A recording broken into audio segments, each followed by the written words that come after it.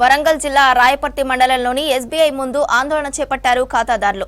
గత ఏడాది నవంబర్లో రాయపర్తి ఎస్బీఐలో ఖాతాదారులకు చెందిన 19 కిలోల బంగారం చోరీకి గురైంది.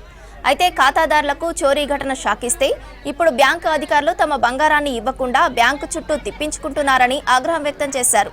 పోలీసులు దొంగలను పట్టుకొని 2 కిలోల బంగారాన్ని రికవరీ చేసినా కానీ ఇంతవరకు బంగారం ఇవ్వడం లేదన్నారు.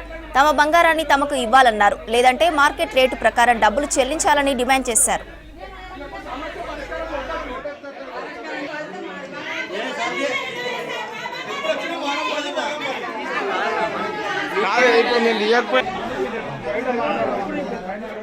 పేరు మీద నా పేరు మీద మా ఇంట్లో ఇబ్బందులు ఉండడం వల్ల నేను బంగారం పెట్టిన. మా ఆయన పేరు మీద పెట్టిన నా పుస్తకాల తాడు పోయింది. నా పేరు మీద పెట్టింది ఉన్నది. అయితే ఆ రోజు మేము వచ్చి అడిగినప్పుడు ఏమన్నారు, మీ బంగారం మీకు మేము ఇస్తామమ్మా కేడెంతో సహా అని చెప్పిళ్ళు. ఇవాళ వచ్చే వరకు తులాన గ్రామం తీసేస్తే మా పరిస్థితులు ఇప్పుడు ఇవాళ నేను 3 తులాల తాడు చేయించుకోవాలంటే దానికి ఎంత ఖర్చు వస్తుంది? ఇప్పుడు మధ్యతరగతి పరిస్థితులలో చేయించుకునేంత ఉంటుందా? ఇప్పుడు వాళ్ళు డబ్బులు కట్టిస్తారు. ఆ డబ్బులు దేనికన్నా అప్పు రూపంలో పోతాయి. ఆ పరిస్థితులలో మేము ఎట్లా చేయించుకుంటాం? ఆడపిల్లలు ఉన్నారనో ఏ విధంగానో చేయించుకుంటుంది. ఇవాళ మాకు మా బంగారం మాకు ఎట్టి పరిస్థితులలో ఇవ్వాలి. ఇస్తే మేము వాళ్ళ డబ్బులు మాకు డేట్ పెట్టాను. ఈ చేత మేము డబ్బులు ఇస్తాం, ఈ చేతికి బంగారం ఇవ్వను. మళ్ళీ ఈ వారం ఆ వారం అని కూడా సరిపోతుంది. నెల టైం పెట్టాను. ఇప్పుడు 4 నెలల కాలంలో ఆగింది లేదు. మాకు ఇవ్వాలే కావాలన్నది ఏం లేదు సిద్ధాంతం. నా పేరు భీమారెడ్డి. నాది 35 తులాల బంగారం పెట్టినాం. నవంబర్ 18వ తారీఖు పోయింది బంగారం. అన్నాడేమో ఒక్క తులం ఒక గురిజ కూడా వేస్ట్ కాకుండా మీకు అన్ని కట్టిస్తా అన్నాడు. ఇవాళనేమో తరుగు తీస్తాడు.